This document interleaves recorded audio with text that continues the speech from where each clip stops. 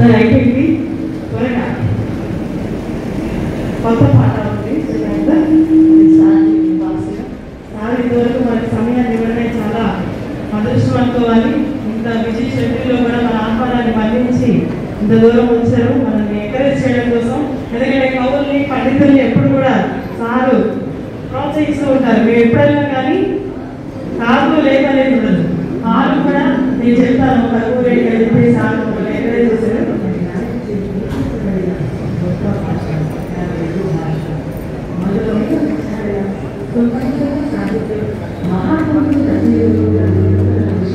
తెలుగు భాష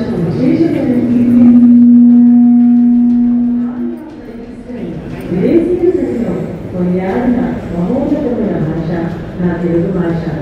1000 సంవత్సరాల రాష్ట్రీయ చరిత్రను కలిగిన అత్యంత మనోహరమైన భాష మన తెలుగు భాష. భారత ప్రభుత్వం తెలుగును శాస్త్రీయ భాషగా ప్రకటించింది. పాటలు పద్యాలు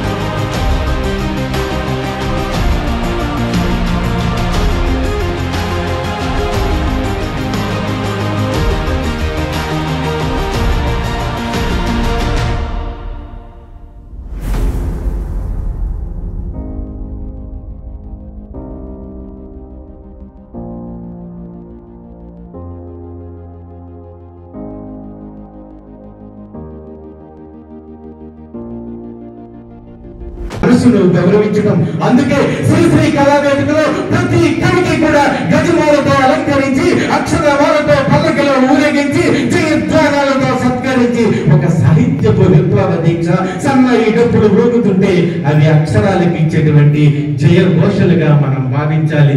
ఈ రోజుల్లో మన కవులకు అటువంటి గౌరవం కావాలి. అది శ్రీశ్రీ కళావేదిక ద్వారా మాత్రం సాధ్యం అవుతుంది. కవిని మనం కేవలం పుస్తక పుటల్లోనే గౌరవించడం సరిపోదు. మాకు సన్నాయి డప్పులు అక్కర్లేదు, మాకు భజనలు అక్కర్లేదు, మాకు ఏమి అక్కర్లేదు అంటే కవుని నువ్వు అగౌరవ పరిచినట్టనే ఈ సభాముఖంగా తెలియజేసుకుంటూ కవుని మనకు సమాజపు దీపదారులు, రచయితలే మన హృదయపు దోరులు. శ్రీశ్రీ కళావేదిక అనేటువంటిది ఒక సంస్థ కాదు, ఒక సాహిత్య విప్లవ వేరి తెలుగు కవిత్వాన్ని, తెలుగు సాహిత్యాన్ని, కళలను ఖండాంతరాలుగా వ్యాపించ చేయాలనేటువంటి ఉద్దేశంతో ఈ వేదిక పుట్టింది. అందుకే కువైట్ దేశంలో ఉన్నటువంటి రాజశేఖర్ గారి ఆధ్వర్యంలో కూడా మేము కువైట్ లో ఒక ప్రత్యేకమైనటువంటి కార్యక్రమాన్ని జబర్దస్త్ టీమ్ తో కలిపి చేశామని ఈ సభాముఖంగా జ్ఞప్తికి తెచ్చుకుంటూ, ఇది కవులు రచయితుల యొక్క కుటుంబం. ప్రతి నెల ఒక్కొక్క జిల్లాలో మీరందరూ కూడా ఒక కుటుంబంలా అన్న, చెల్లి, తమ్ముడు, బావ, బామ్మర్ది, మామ అంటూ కూడా ఈ కవులందరినీ కూడా ఒక్కొక్క జిల్లాకి, ఒక్కొక్క పల్లెకి తీసుకువెళ్తున్నటువంటి ఏకైక సంస్థ శ్రీశ్రీ కళావేదికని ఈ సందర్భంగా తెలియజేసుకుంటూ 153 నెలలుగా నిరంతరాయంగా పల్లి పల్లికి చేయడం, జిల్లా జిల్లాగా వేరం, కవుల వద్దకి మేము వెళ్తున్నాం, కవుల వద్దకి వాళ్ళ ఇళ్ళ దగ్గర మేము సత్కారాలు చేస్తున్నాం. ఇది ఇప్పుడు 154వ జాతీయ శతాధిక కార్యక్రమంగా రికార్డులకు ఎక్కింది. 24 గంటల పాటు నాన్ స్టాప్ గా కార్యక్రమాలు చేస్తాం. అలా 24 గంటలు కాదు, 36 గంటలు కాదు, ఏకంగా తిరుపతి మహతీ ఆడిటోరియంలో 48 గంటల పాటు ఒక్క క్షణం తిరిగి ఇవ్వకుండా నాన్ స్టాప్ గా నిరంతరాయంగా కార్యక్రమాలు చేసి ప్రపంచంలో ఏ భాషలోనూ, ఏ చరిత్రలోనూ, ఏ దేశంలోనూ, సాహిత్యంలో, సంస్కృతంలో ఇటువంటి కార్యక్రమములు చేయలేదని Guinness book of world record లో కూడా శ్రీ కళావేదిక గుర్తించి త్వరలో గిన్నిస్ బుక్ ఆఫ్ రికార్డ్ అందుకుంటుంది. అదే విధంగా ప్రపంచ దేశాల్లో ఉన్నటువంటి 36 సంస్థలు గుర్తించి 36 వరల్డ్ రికార్డులు సాధించినటువంటి ఏకైక సంస్థ శ్రీ కళావేదికని ఈ సందర్భంగా తెలియజేసుకుంటూ, ఇప్పటి వరకు మేము నిర్వహిస్తున్నటువంటి కవి సమ్మేళనంలో నిర్వహించాలంటే ఏ సంస్థకైనా కళలు లాంటిది. నక్క పులిని చూసి వాతలు పెట్టుకుంటుంది కానీ పులిలా మారదని ఈ సందర్భంగా తెలియజేసుకుంటూ, మాది కళ కాదు, మాదొక కర్తవ్యం, మాదొక బాధ్యత, మాది గర్వం కాదు, మాది ఒక ధర్మం. ఎవరూ చేయలేనటువంటి సాహసం చేస్తున్నాం. ఇది కాపీరాయలు ఎంత ప్రయత్నించినప్పటికీ కూడా చేరుకోలేనటువంటి ఒక సునామీ, ఒక ఎవరెస్ట్ శిఖరమని ఈ సందర్భంగా తెలియజేసుకుంటూ, ఇక్కడ కూర్చున్నటువంటి ప్రతి కవి కూడా రేపు ఇదే స్థానంలో అతిథిగా కూర్చోవాలని, మీరే అతిథులుగా ఉండాలని, మీరే సాహిత్య సభలు నిర్వహించాలని, అందుకే మిమ్మల్ని జిల్లా కార్యవర్గాలుగా ఎంపిక చేసి మీ జిల్లాలుగా పుడుతూ కనగని సినిమా నిలవాలని, అది మీరు పాడేటువంటి ప్రతి గాయకుడు గొంతు నుంచి సత్యం కావాలి.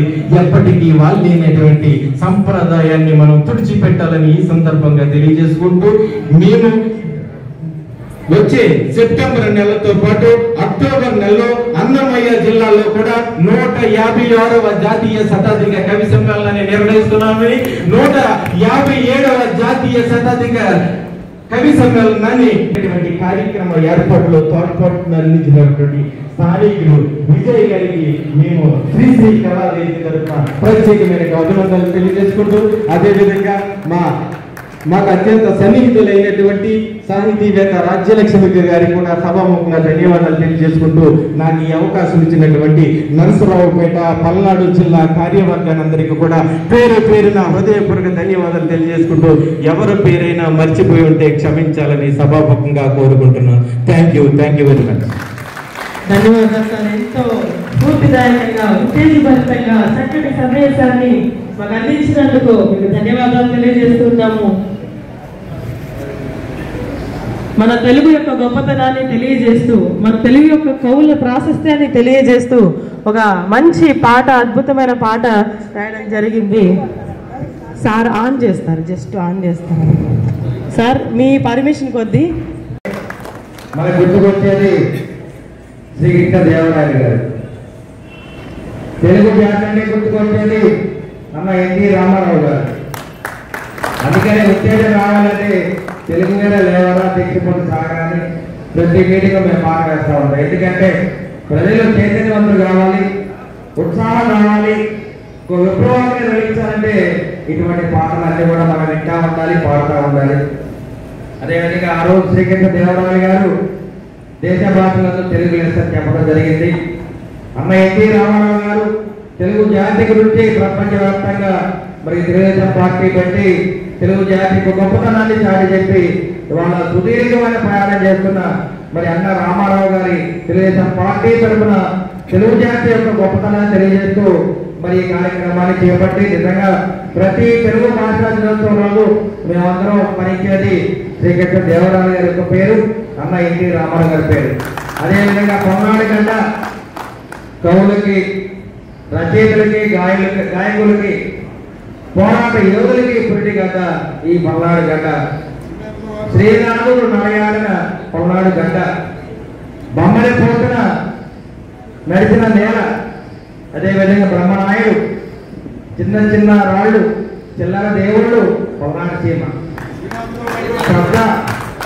స్వచ్ఛందం, గరికండం, అదేవిధంగా నాగులేటి వాళ్ళ నీళ్లు, వీటన్నిటి మీద శ్రీనాథ్ గారు మరి కవిత్వం రాయడం జరిగింది.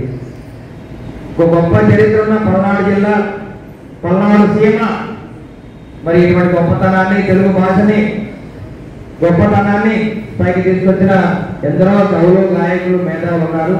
మరి ఈ కార్యక్రమాన్ని పల్నాడు గడ్డ మీద నక్కాపడి ముఖ ద్వారంలో ఏర్పాటు చేయడం చాలా గొప్ప విశేషంగా భావిస్తూ మరి వేదిక మీద ఉన్న పెద్దలందరూ కూడా ఎందరో మహానుభావులు, కవులు, గాయకులు, రచయితలు, ప్రపంచ మేధావులందరూ కూడా ఈ వేదిక మీద ఉన్నారంటే మరి శ్రీనాథుడి గారి యొక్క మనవడు ఇక్కడే ఉన్నారు, అదే పింగళి వెంకయ్య గారి మనవడు ఇక్కడే ఉన్నాడు, అదేవిధంగా లౌక సినిమా సీపులయ్య గారి మనవడు నేను ఇక్కడే ఉన్నాను.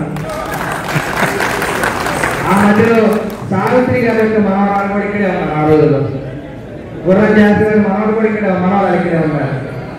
చాలా గొప్ప విశేషం, చాలా సుదినం. ఈ కార్యక్రమంలో ఇంతమంది మేధావుల యొక్క మరి వారసత్వం ఇక్కడ ఉందంటే అంటే వీరందరూ కూడా తెలుగు భాషని ఎంత ముందుకు తీసుకెళ్తారో తెలియజేయడానికి వీరందరూ కూడా ఈ కార్యక్రమం రావడం జరిగింది. పేరు పేరున నమస్కారాలు. ఇక్కడికి విచ్చేసినటువంటి మీ అందరికి కూడా నేను నమస్కారం తెలియజేస్తా ఉన్నాను. తేనె లాంటి భాష మనది. ఈ భాషకి మరణం లేదు. ఎవరు ఏమనుకున్నా కూడా తెలుగు భాష తీయదనాన్ని ఎన్టీ రామారావు గారు, సి నారాయణ రెడ్డి గారు, ఇంకా అనేక మంది కవులు ఈ భాష యొక్క ప్రాధాన్యతని చూశారు కదా. 82కు ముందు మనల్ని మదరాసీలని పిలిచేవాడు. తెలుగు వారని కాకుండా మద్రాసీలని పిలుస్తుంటే సినీ రంగంలో రారాజు, అనేక చలనచిత్రాలు, అనేక పాత్రల్లో జీవించినటువంటి మహనీయుడు నందమూరి తారక రామారావు గారికి కోపం వచ్చింది. పౌరుషంతో మద్రాసీలేమి, నేను తెలుగువాడిని, నాది తెలుగు భాష అని చెప్పేసి ప్రపంచానికి చాటి చెప్పినటువంటి మహనీయుడు నందమూరి తారక రామారావు గారు అని చెప్పి తెలియజేస్తూ శ్రీశ్రీ గారు భావితరాల కోసం ఆయన పాడిన పాటలు కావచ్చు, ఆయన కథలు కావచ్చు, ఏమైనప్పటికీ కూడా ఆ మహనీయుని యొక్క పాటలతోటి చదువురాని వాడికి కూడా చదువుకునే విధంగా, పని చేయడానికి ఇష్టపడిన వాళ్ళు కూడా పనిచేసే విధంగా ఆయన ప్రోత్సాహం ఉన్నదంటే నిజంగా అలాంటి వారు మన తెలుగు భాష సూర్యచంద్రులు ఉన్నంత వరకు ఉండాలని చెప్పేసి వారు చేసినటువంటి కార్యక్రమాలే నేడు ఈ వేదిక మీద నిర్వహిస్తున్నటువంటి వారందరూ కూడా వారి భుజ స్కంధాల మీద వేసుకొని